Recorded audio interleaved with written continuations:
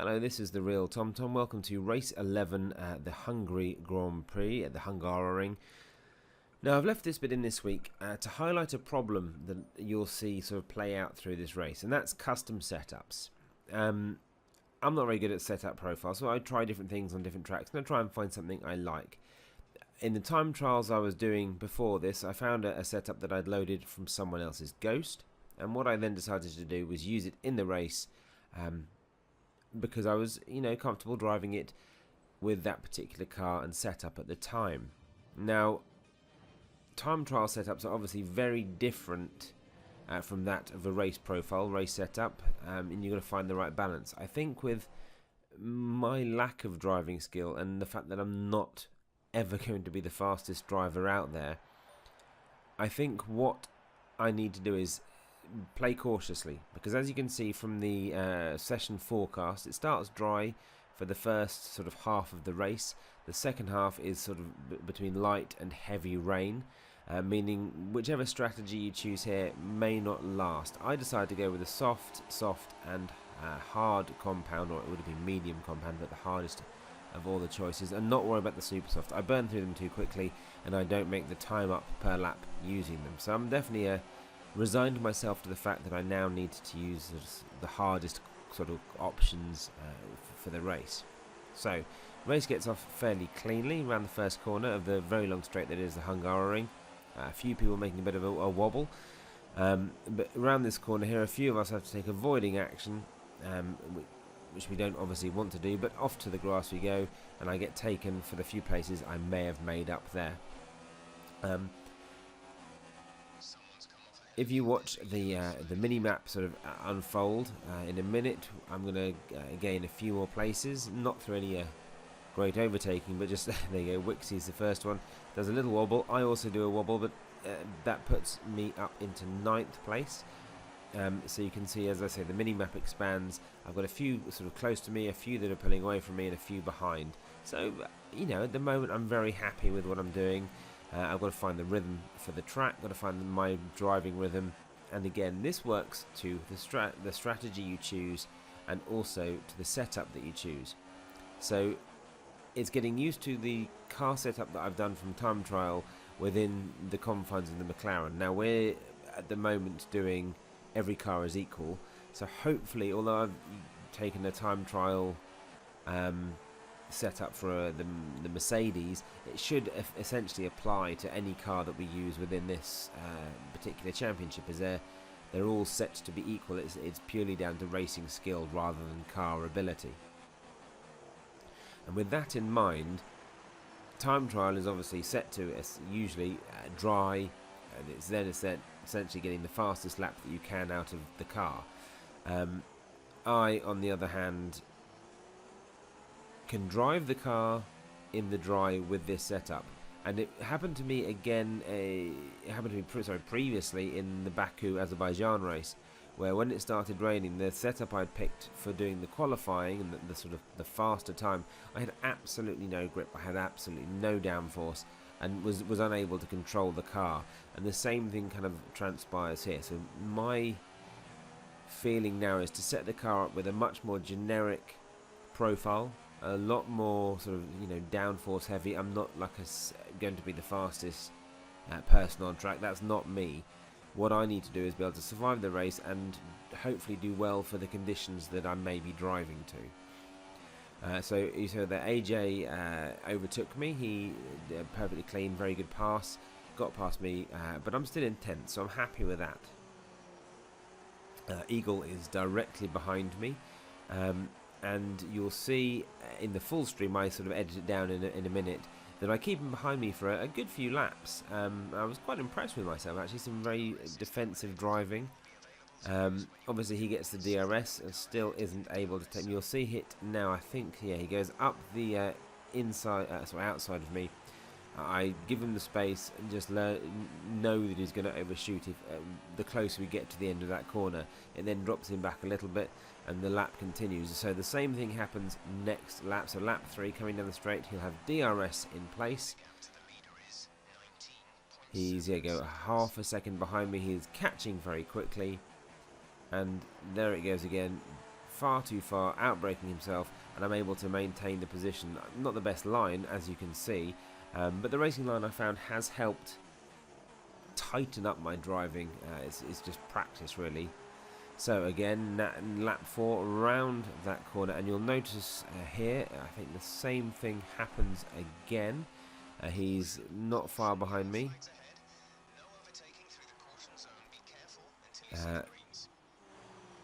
A really bad line, but you'll notice there was a car on the left hand side. That puts me to 9th and Eagle to 10th. Someone had a crash. I'm not quite sure what it was. It gives some space as I know he's coming on my inside, but again, the way the corner goes, I keep drifting into it. Again, I don't actually take anyone out. He doesn't take me out. We give each other the space, and I think it's a fairly fair thing. And again, Eagle's a faster driver than I am, much more consistent. But I'm seeming to do well at holding him off for once, which I was quite pleased with myself while doing this. I was actually doing some defensive driving, not being aggressive, but also not giving in that easily. Now, arguably, it could have ruined his race, but it didn't. There, if you didn't hear that, that was rain expected in 15 minutes time. So my tyres at the moment, 28%, worst at the front left.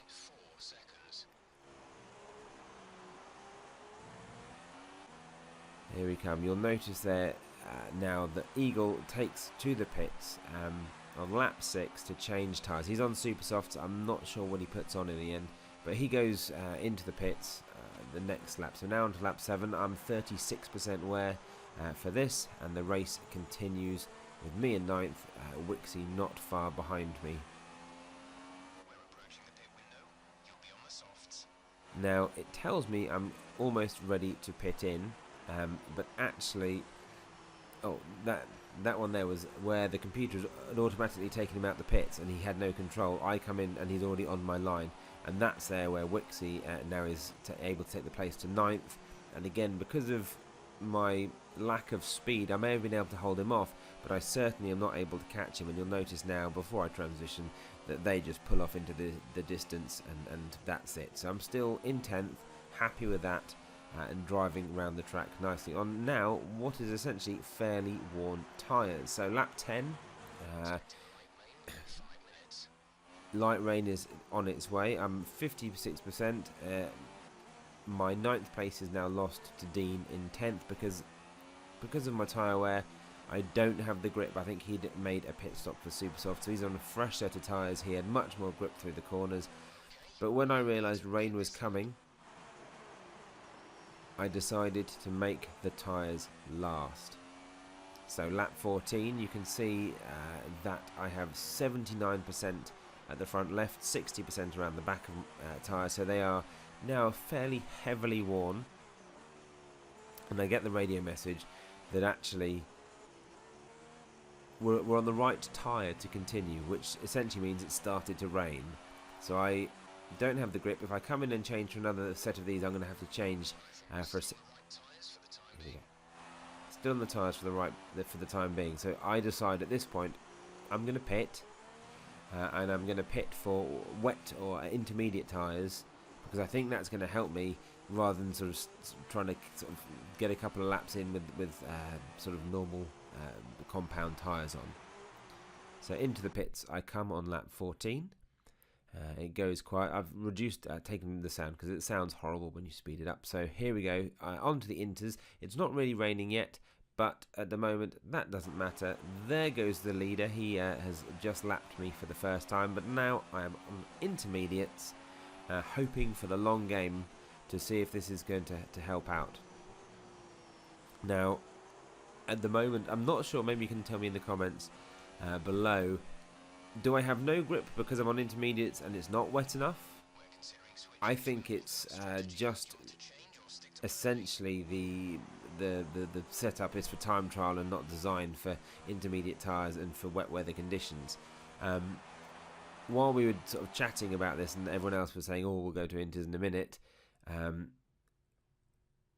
they can see now my inters are now on 20%. This is me coming in again to get wet weather tyres as the rain is coming down more. But yeah, do I need to make sure my setup. I personally think I need to make sure my setup's more suited to wet weather races, because in the dry I'm not quick enough, but when in the wet, because I have done wet time trials and been able to control the car. You'll see here I have absolutely no grip whatsoever. I'm not able to take the corner. Again, I get used to it and it picks up a little bit, but essentially it's having to do everything half throttle, you know, not put as much power down. I'm all over the track. I just don't have the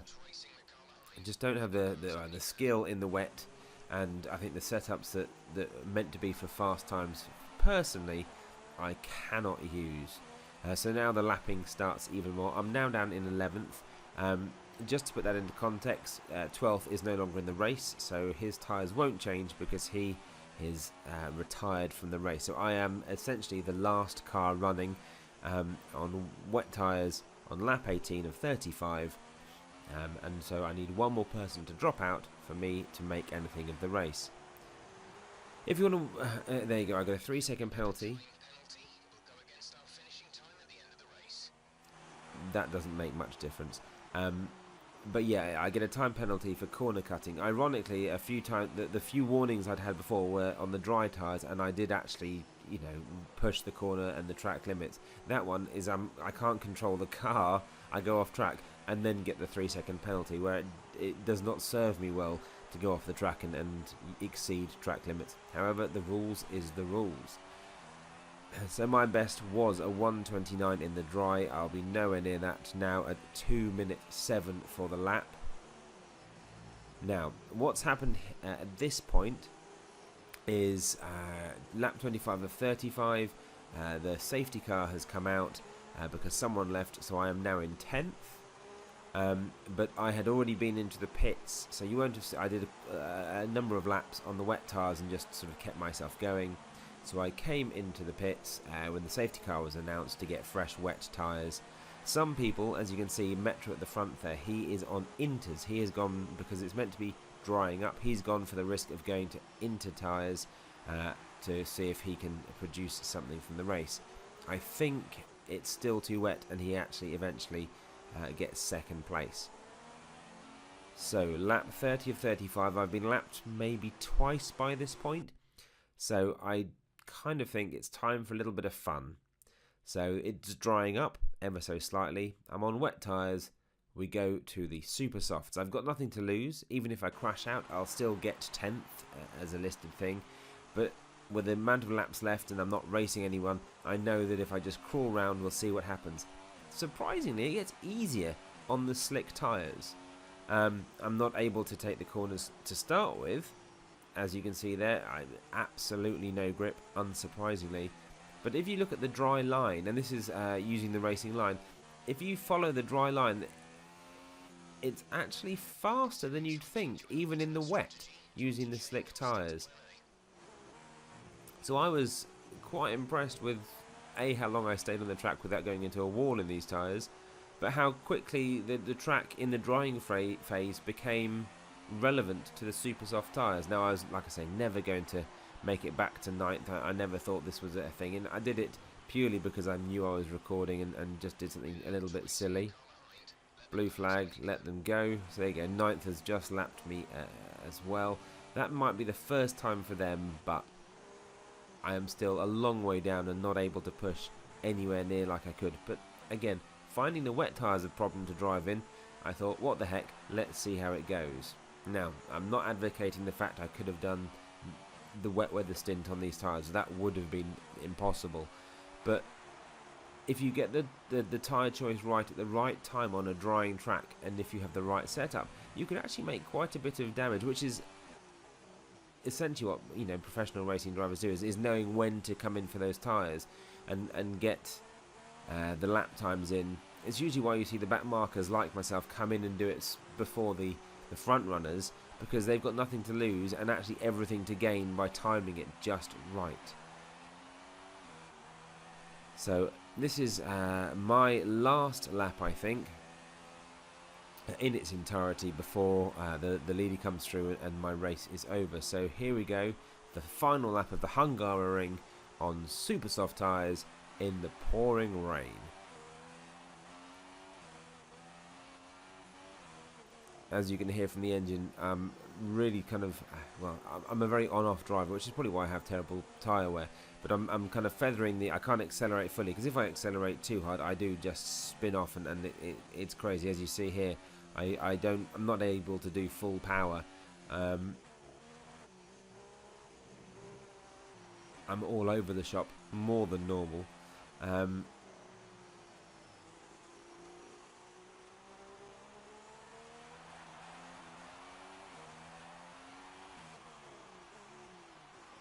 It's taking it nice and slowly, really making sure not to crash out, and to definitely cement that 10th place and actually finishing the race.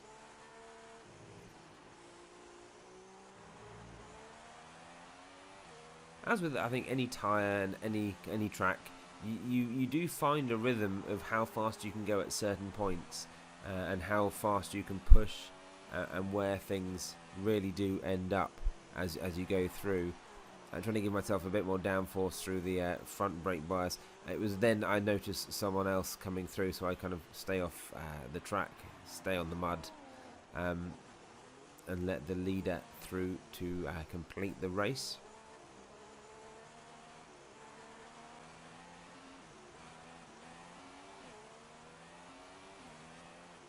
I like the Hungary. It's a fun track to drive, and I would have preferred a completely dry race. I might have been able to make something of it with my tyres, because I'd done quite a lot of laps on those yellow tyres before going to something else, and I may have been able to make it a two-stop. I don't know if I'd gone to the hard tyres instead.